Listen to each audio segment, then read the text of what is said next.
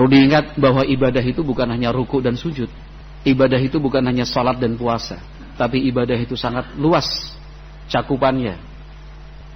Ibadah itu beraneka ragam macamnya, yang kemudian diintisarikan dan didefinisikan oleh Syekhul Islam Ibnu Taimiyah rahimahullahu taala adalah ismun jami'un likulli ma yuhibbuhu Allah wa yardah minal aqwali wal af'al adh-dhahirati wal batinah.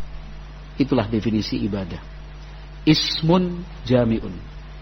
Ibadah itu sebuah istilah yang sifatnya jami'un, mencakup apapun itu. Yuhibbuhullahu wa yardah, dicintai dan diridhai Allah Subhanahu wa taala. Itu namanya ibadah. Apapun yang Allah cintai dan semua yang Allah ridhai, itulah yang disebut dengan ibadah. Apa saja bentuknya, minal aqwali wal af'al. Bisa dalam bentuk lisan, kata-kata, ucapan, maupun juga perbuatan.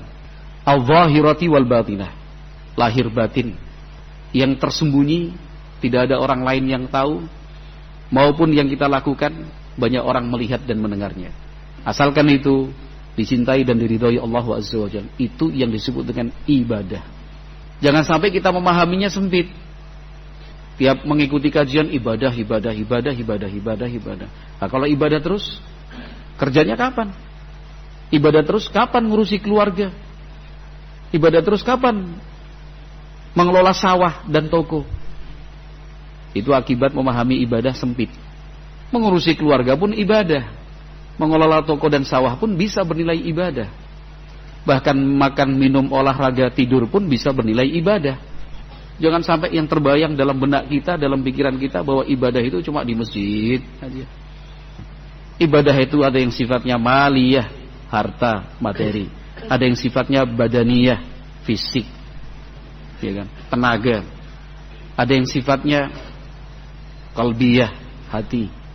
Ada yang sifatnya qauliyah, ucapan. Banyak pilihannya. Masing-masing menyesuaikan kemampuan. Tetapi yang paling terpenting adalah bagaimana kita berpikir untuk terus hidup dalam ibadah kepada Allah Subhanahu wa taala. Bahkan sesuatu yang disebutkan oleh Nabi SAW sampai para sahabat pun bertanya. Sengaja Nabi Muhammad menyebutkan contoh itu. Kata Nabi, wa fi bud'i ahadikum sadaqah. Bahkan melakukan hubungan suami istri yang dilakukan oleh sepasang suami istri, sedekah, kata Nabi, itu pun sedekah, ibadah itu.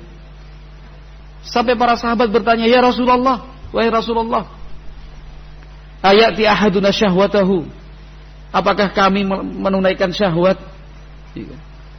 melepaskan kesenangan, itu juga tercatat sebagai sedekah dan berpahala? Sahabat bertanya. Kata Nabi SAW menjawab dalam bentuk pertanyaan ulang, dalam bentuk pertanyaan kembali. Loh, memangnya kalau dia lakukan itu secara haram, dosa apa enggak? Ya dosa. Seperti itu juga kalau halal, sedekah.